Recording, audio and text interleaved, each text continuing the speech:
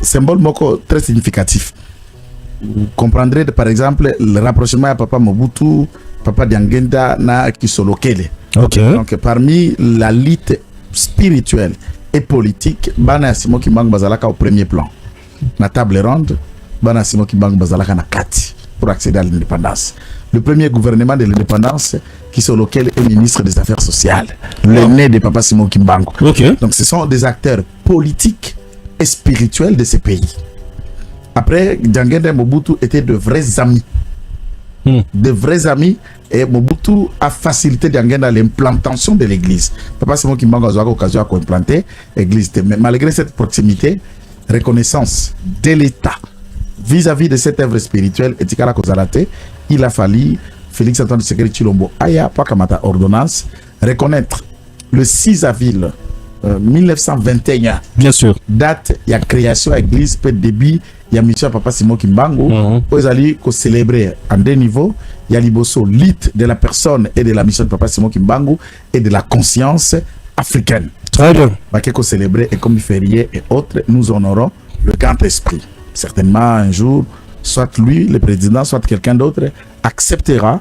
Il y a qu'à élever ce que Papa Simon Kimbangu aura. Il y a un héros national, ce qui n'est pas encore été fait. Pour les Kimbanguistes, Kamba est à la Terre Sainte déjà, mais sans un statut de l'État, puisque connaissant la nature de notre république, qui est la république, mais dans cette république, nous reconnaissons la laïcité. Tout ce qu'il a choisir l'Ingombate, tout ce qu'il a choisir croyance pour officialiser comme la croyance de l'État. Notre république n'est pas kimbanguiste, n'est pas christianiste, n'est pas musulman, n'est pas catholique, ainsi de suite, ou encore Dieu de noir. Dans cette laïcité, reconnaître dans la laïcité, au-delà de toute diversité culturelle, spirituelle et religieuse, on reconnaît le kimbanguisme avec un jour consacré pour eux, c'est déjà un pas significatif. Pourquoi pas le catholique aussi? Non, catholique c'est l'église importée. Il y a Bapaya. Il y a Mindele. Il y a Mindele. Il y a Bapaya. Kimbanguiste, ils ont une mission. Au-delà, Papa Simon Kimbangu qui est protestant, catéchiste, mais quand tu l'as réussi son appel, il s'est identifié comme envoyé de Jésus-Christ dans notre espace terre noire. Et dans quelle génération? Les propos et l'évangile de celui-ci étaient à Mindela les étaient. Sans violer, sans tuer, sans dérober, il va être arrêté, jugé et condamné. Le plus long procès et la plus longue condamnation de l'histoire de la République démocratique du Congo. C'est Papa Simon Kimbangu. Bakangié en 1921, à Koufi en 1951. Soit 30 ans en prison ferme. 30 ans. 30 ans et il va mourir en prison à Lubumbashi. Wow. Il a décidé de à Lubumbashi et Kisasa et Zongi Nakamba pour enterrement. Un innocent condamné. Qu'a-t-il fait? Rien. Il n'a eu que sa femme, notre regrettée Maman Mouilou, et il n'a eu de toute sa vie que 3 enfants. Kisolokele, Dialunganda et Diangenda. 3 enfants, jeunes à fleur l'âge. La mission était encore aussi jeune. Heureusement, celui qui était très proche du père, c'est le cadet. Diangenda était le cadet de 3. Kisolokele l'aîné, Dialunganda piné, et lui, il était le cadet. Le cadet a compris la mission du père et il deviendra le chef spirituel de la mission du père puisqu'il était très proche de la maman et du père. Il a bien compris la mission. Il était hautement spirituel.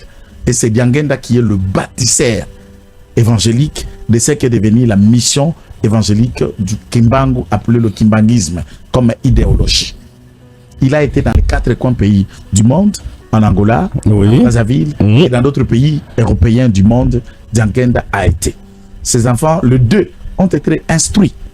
Diangenda a été instruit, Kisolokele était plus instruit que Diangenda, et Dialunganda n'a pas reçu l'instruction. Lui, il est resté en Kamba et il n'a pas quitté Kamba. Et à la mort de Diangenda, lui deviendra le chef spirituel à remplacement de son petit frère. Et celui-ci, qui est le numéro 1 de l'église Kimbangis, est le fils aîné de Dialunganda et le fils aîné de tous les petits-fils Kimbangu. La coïncidence, ça fait que Papa Kimbangu est arrêté en 1921. Simon Kimbangu Kiangani est né en 1951, le jour, l'heure et la date où Papa Simon Kimbangu a rendu l'âme à Lubumbashi en prison où il était détenu. Comment ça? Le même jour où il y a Kofi, où il y a Botami. C'est comme ça que la doctrine du kimbanguisme, comme le taoïsme, comme le bouddhisme et d'autres religions, et ils croient à une autre doctrine que les chrétiens ne croient pas suffisamment. Là? La réincarnation. Ah, mais ça ne saute pas aux yeux. La doctrine de la réincarnation. C'est visible alors. Et physiquement, il sera né textuellement, physiquement, avec le visage de son grand-père. Ah, c'est le même. Là, et tout de suite, c'est comme ça que la doctrine du kimbanguisme, on croit à celui-ci comme le Saint-Esprit. Ça veut dire le corps physique, le père, le grand-père est né, et lui est rené le même jour que celui-ci rendait l'âme, que celui-ci et l'autre était né en Kamba. Et on considère que Kimbangu est le père, Djangenda est le fils, et Dialungan, qu'est-ce que j'allais dire?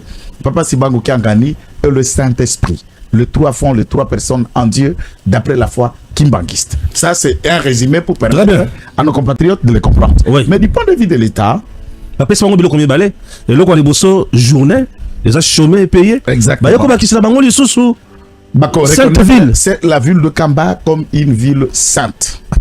Considérée comme un terre spirituel, un terre où est né le libérateur du peuple noir, le grand prophète de la République démocratique du Congo et de la lutte africaine. Ouais. Et considéré le sol, son village, son origine dans le Bessingombe comme un sol béni, une terre sainte. Dans l'histoire du monde, jusqu'ici, nous n'avions qu'Israël, considéré comme terre sainte. Et dans l'histoire du monde, il y en a eu encore Mak et Médine.